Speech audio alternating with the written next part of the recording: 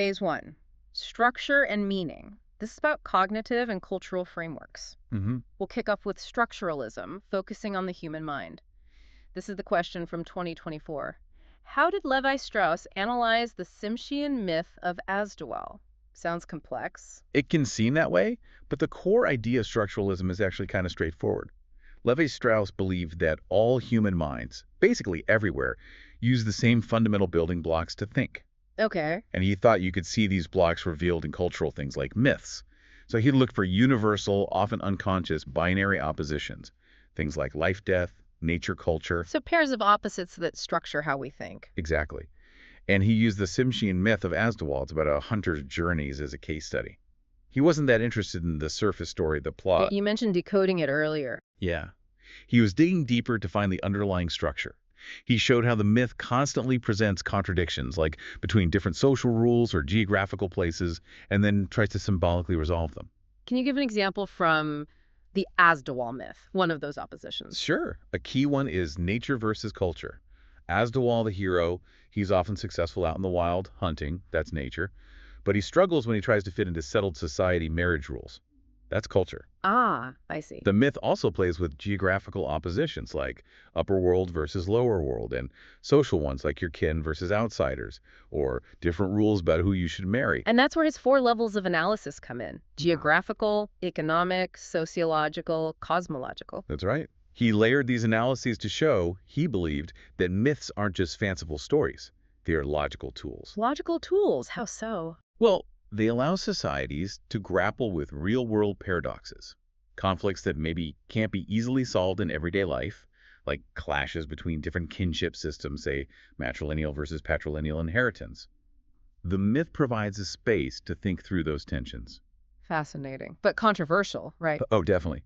Critics argue he gets too focused on his abstract structure, that he might have missed the unique cultural details, the emotional resonance, or the specific history that really mattered to the Tsimshian people themselves. Like imposing a Western logic grid onto it. That's the critique, yeah, that he might have forced the myth into his pre-existing model. Okay. So if Lévi-Strauss and structuralism are about logic and structure, let's shift gears. The 2023 question brings in Clifford Geertz, who focused more on feeling and meaning. What did Geertz say religion actually is, and how does this differ from the psychological approach? Right, Geertz takes a very different tack.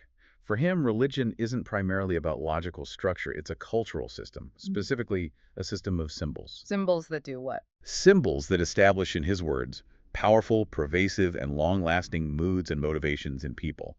It's about providing a framework for meaning. So it tells you how to feel about the world and how to act. Precisely.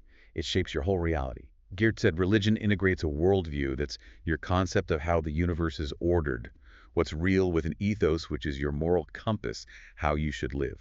Can you give an example? Think about the Hindu concept of dharma. It's not just a simple rule, it connects the cosmic order of the universe to the specific duties and ethical responsibilities of each individual based on their caste and stage of life. Worldview and ethos, tightly linked. Okay, so Geertz's anthropological approach is about the collective, the cultural system. How does that contrast with the psychological approach? The psychological approach zooms right in on the individual. It's asking about personal experience, internal mental states, emotions, cognitive needs. Like, why does an individual believe? Exactly. So you get figures like Freud, for instance, who famously viewed religion as a kind of collective neurosis or wish fulfillment, stemming from individual fears, fear of death, maybe, or the need for a protective father figure. Well, they're a different focus. Totally different. Anthropology, like Geertz or Durkheim, uses ethnography to study the social group, cultural practices, the institutions. Psychology often uses clinical methods or experiments to study the individual mind. Both valid, but asking different questions. That distinction is really helpful. Okay, let's move into phase 2, function and application. How are these ideas used, maybe, to control the world? This leads us nicely to the 2018 question. What is the difference between science and magic? This is a classic one. If both are trying to influence outcomes, what's the core distinction? The fundamental difference lies in their methods and their understanding of causality, what causes what. Science, as we understand it, relies on empirical observation and experimentation. It assumes the world operates according to consistent natural laws. And critically, scientific claims have to be testable, verifiable, reproducible. Right. If I do X, Y should happen, and anyone else should be able to repeat it. Pretty much. Yeah. It's systematic. Now, magic, Mm-hmm. that's different. It typically relies on a belief in supernatural or mystical powers. Powers beyond the observable. Yes, and it often works through symbolic causality. The idea that performing a specific ritual or saying certain words or manipulating a symbolic object will compel a result through hidden connections. It's generally not verifiable in the same way science is. So science is based on natural laws, magic on supernatural connections. That's a good way to put it. And anthropologists like Malinowski pointed out, they aren't necessarily mutually exclusive in people's lives. the Trobriand Islanders example. Exactly. Malinowski observed them in Melanesia when they were building canoes for lagoon fishing, relatively safe. Predictable work. They used sound, practical, you could say scientific techniques. They knew how wood behaved, how to construct a stable vessel. Made sense. But when they prepared for dangerous, unpredictable, deep-sea fishing expeditions, where storms or bad luck could strike, Right. then they employed elaborate magic rituals. To control the uncontrollable. Or feel like they could. Precisely. It wasn't irrational, it was pragmatic. Use science for what you can control and predict. Use magic to address the anxiety and uncertainty of what you can't. That makes perfect sense. It links function to context, and that context helps us understand the specialists who wield these different kinds of power. Let's tackle the 2022 question. What distinguishes the shaman, the sorcerer, and the medicine man? Right. These are distinct roles, though sometimes the lines can blur in practice. The key differences usually lie in their source of power, their methods, and crucially their intent, especially how society views their intent. Okay, let's break them down. The shaman first. The shaman is often seen as the mediator. Think of Mircea Eliade's phrase, master of ecstasy. Shamans typically enter altered states of consciousness through drumming, chanting, maybe psychoactive substances to journey to the spirit world. And why do they do that? Usually for the community's benefit. To heal, perhaps by retrieving a lost soul, to seek guidance from spirits, or to ensure successful hunting. Their role is generally benevolent and community-focused. Okay, mediator. What about the medicine man? Sounds similar to healing. There's overlap, but the medicine man is primarily the healer. Their practice often combines spiritual knowledge, rituals, prayers, charms with empirical skills, like knowing which herbs have medicinal properties, how to set bones. Their focus is restoring health and harmony, both physical and spiritual. So maybe more hands-on practical healing alongside the spiritual. Often, yes. They're generally revered figures because their explicit goal is community well-being. Think of Native American healers, for example. Right. Now, the sorcerer, that one sounds darker. It often carries that connotation. The sorcerer is typically understood as a manipulator who uses magical or supernatural means, but often for selfish, harmful, or malevolent purposes. To curse someone, maybe? Exactly. Evans Pritchard's classic work on the Azande people in Africa showed how misfortunes, illness, failed crops were often attributed to witchcraft or sorcery. Sorcerers are usually feared, maybe ostracized or punished, because they're seen as using power against the community or for personal gain. So the social perception is key. Shamans and medicine men are generally seen as working for the group's welfare, while sorcerers work against it or outside its moral bounds. That's the crucial social distinction, yes, intent and social sanction. Okay, moving into phase 3. This is about society and nature, collective frameworks, and how we relate to the environment. Let's tackle one of the absolute cornerstones of the anthropology of religion, drawing from the 2015 source. How do you relate the concepts of sacred and profane in Durkheim's theory of religion with a focus on the role of the totem? Right, Emil Durkheim. He argued that the most fundamental characteristic of all religion, everywhere, is this absolute division of the world into two distinct domains, the sacred and the profane. Okay, what defines each? The sacred encompasses everything set apart, considered special, powerful, awe-inspiring. It's protected by strict prohibitions or taboos. Think holy sites, sacred objects, rituals, deities.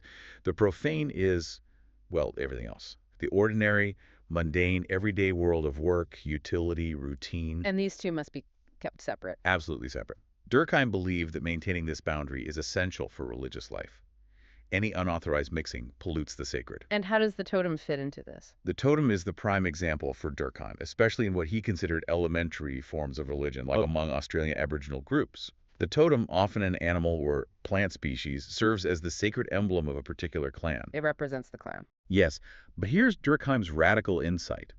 He argued that when the clan members worship their totem, performing rituals and observing taboos around it, They aren't really worshiping the animal or plant itself. What are they worshiping then? They are, in effect, worshiping the clan itself, society. The totem is the tangible, visible symbol of their collective identity, their social unity. By revering the sacred totem, they are reinforcing their social bonds and affirming the power of the group. Wow. So religion is society worshiping itself. That's the core of Durkheim's argument. The sacred is ultimately the social, elevated, and set apart. That's a huge idea. Now, the sources from 2016 and 2013 also ask specifically about totemism. Can we pull out a few more details on how totemism functions beyond just being a symbol? Sure, totemism as a system has several key functions that anthropologists identified. One big one is regulating social life, particularly marriage. Often, members of the same totem group are forbidden to marry each other. That's exogamous. Why enforce that? It forces alliances. You have to marry outside your immediate group, which links different clans together, creating a larger social network. Very important for survival and cooperation. Makes sense. What else? Totemism obviously fosters social cohesion, providing that shared symbol and identity we just discussed. It can also have ecological implications. Taboos against hunting or eating the totem animal, except perhaps ritually, can inadvertently help conserve that species. Like early environmental regulation. In a way, yes. Yeah. And we see the importance of the physical symbols in things like the Chiringa boards of the Australian Aboriginal Arunta people. What are those? These are sacred objects, often stone or wood plaques, intricately carved with symbols representing the clan's totem and ancestral myths. They're considered incredibly powerful, embodying the spiritual essence of the ancestors. They have to be handled with extreme care, stored in sacred places, reinforcing their sacredness and the clan's connection to its past and identity. That idea of sacredness in nature connects directly to our next question from 2021. How does animism relate to deep ecology? This is a fascinating link between ancient worldviews and modern environmental philosophy. Animism, first defined systematically by Edward Tylor in the 19th century, is essentially the belief that natural entities, not just animals, but plants, rocks, rivers, mountains, weather, possess some form of spiritual essence, consciousness, or life force. So, the world is alive, basically, not just inert matter. Exactly. From an animistic perspective, humans are just one part of a larger community of beings, many of them non-human. You have relationships with these beings, not just dominion over them. So you can't just exploit a river, you have to respect it. Precisely. Think of the Maori concept of Kaitakitonga in New Zealand. It's a deep sense of guardianship and stewardship for the environment, the land, the water, the resources, because these things are seen as ancestors or possess their own mori or life force. It implies responsibility and reciprocity. Okay, that's animism. How does deep ecology connect? Deep ecology is a much more recent environmental philosophy, largely associated with the Norwegian philosopher Arne Naess. It argues, much like animism implies, that all living beings have intrinsic value in themselves completely independent of their usefulness to humans. Not just valuable because we can use them. Right. It calls for biocentric equality, recognizing the inherent worth of all life. It challenges the dominant modern Western view, which it sees as shallow anthropocentrism. Human-centeredness. Exactly. The idea that humans are the pinnacle of creation and everything else is just a resource for us.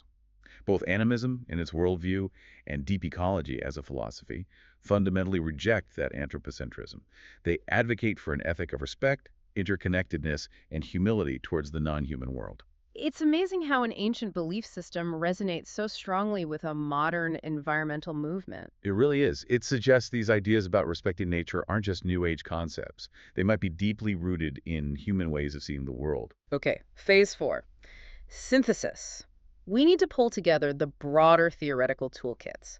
Sources from 2019, 2016, and 2011 all ask for a critical explanation of the various anthropological approaches to religion.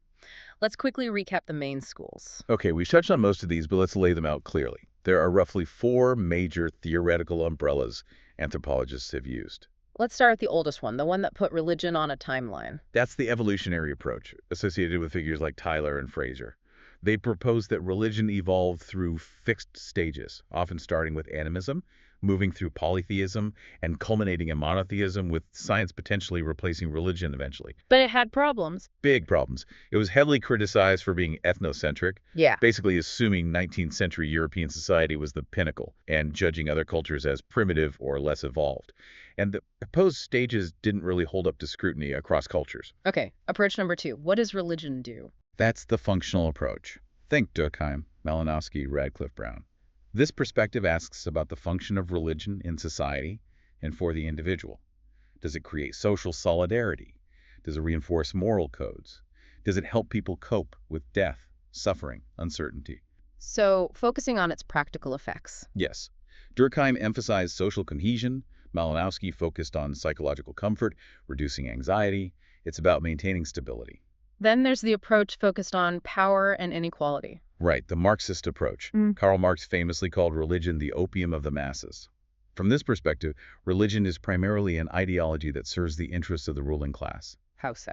By making social inequalities seem natural or divinely ordained, by promising rewards in the afterlife rather than encouraging change now, it distracts the oppressed working class from their exploitation and prevents them from challenging the system. Okay. And finally, the approach focused on meaning. That's the symbolic and structural approach, which includes figures like Lévi-Strauss, whom we started with, and Clifford Geertz.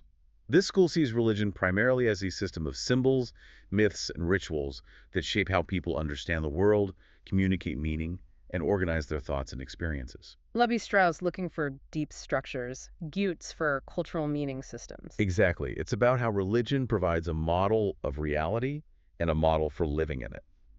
So why do we need all these different approaches? Seems like they conflict sometimes. They absolutely can conflict, but we need them all because religion is incredibly complex. No single theory captures the whole picture. The evolutionary approach is flawed, but reminds us beliefs change over time. Functionalism highlights social stability, but can overlook conflict and change. Marxism points to power dynamics, but might ignore personal meaning. Symbolic approaches are great for meaning, but might downplay material factors. So you need the whole toolkit to get a full understanding. Precisely. Each approach offers a valuable lens, explaining a different facet of why religion exists and persists in such diverse forms. Okay, that brings us to our final synthesis, drawing from the 2013 source. Distinguish between religion, magic, and science. We've danced around this, but let's lay out the core differences one last time. Right. Let's nail down the key distinctions based on their core aims, methods, and assumptions. Go for it. Religion first. Religion primarily deals with faith, spirituality, and the sacred. Its goals are often broad, existential, moral, or cosmic, addressing questions of ultimate meaning, salvation, morality, and our place in the universe. It typically involves belief in supernatural beings or forces, and is often communal and institutionalized, involving rituals and shared doctrines. Magic. Magic is generally more focused on instrumental control and achieving specific, often immediate utilitarian results. Think healing an illness, finding a lost object, harming an enemy, ensuring a good harvest. It often relies on the idea of mechanistic causality to perform the correct procedure, spell, ritual, and the result follows automatically. It's often more individualistic and manipulative in its approach to supernatural power. Less about worship, more about getting something done. Often, yes. Fraser's side is a kind of pseudoscience in that respect. Now, science. Okay. Science is distinct from both. It's grounded in reason, empirical evidence, and systematic observation experimentation. Its focus is on understanding, explaining, and predicting phenomena in the natural world. It operates under the assumption of natural laws, and its claims are meant to be testable, falsifiable, cumulative, and publicly verifiable. It explicitly excludes the supernatural. So, 3 different ways of knowing and acting in the world. Religion for ultimate meaning and morality, magic for specific supernatural intervention, science for empirical understanding and control of the natural world. That's a very clear way to summarize it. Yeah. And as Malinowski showed, they aren't always mutually exclusive in practice. People might use all 3 depending on the context and the problem they face. They satisfy different human needs. Right. Okay, that covers a lot of ground. It does indeed. So let's try to wrap this up with a quick recap for active recall. We essentially covered 5 key areas from the sources. 1. Theories of religion. We saw the contrast between seeing it as a cognitive system finding binary codes, like Lévi-Strauss did with the Asdiwal myth, versus seeing it as a cultural system of symbols creating mood and meaning, like Clifford Geertz argued. Exactly. 2. Spiritual specialists. We clearly define the roles based on intent, the community-focused mediating shaman, the practical healing medicine man, and the potentially harmful manipulative sorcerer. 3. Nature and belief. We connected ancient animism, the idea of a sentient world, to modern deep ecology, showing how both challenge human-centered views and advocate for respecting all life. 4. Ways of controlling the world. We distinguish science based on empirical evidence and natural laws from magic, based on supernatural belief and symbolic causality, noting how people use both strategically. And finally, 5. Durkheim's core idea. We focused on the fundamental split between the sacred and the profane, and how the totem serves as a symbol through which society essentially worships itself and maintains its unity. That covers the main threads. So what's the takeaway for you listening to this? Well, the next time you encounter any powerful symbol or strongly held belief, maybe it is a religious ritual, but maybe it's a national flag, a company logo, even intense sports fandom, try looking at it through these anthropological lenses. Ask yourself those questions. Yeah. Is this symbol working mainly to create group unity? Maybe by setting your group apart from others? Is it, in a Durkheimian sense, a way for the group to celebrate itself? Or is it primarily addressing deep anxieties about things you can't control, like Malinowski saw with magic? Or is it more like Lévi-Strauss suggested a way to structure thought, a symbolic language for grappling with the fundamental paradoxes of being human? By asking why it exists and how it functions using these different approaches, you move beyond just accepting or rejecting the belief on its surface. You start to see religion and maybe many other cultural practices, not just as belief, but as a complex, powerful, and very human social technology, something to think about.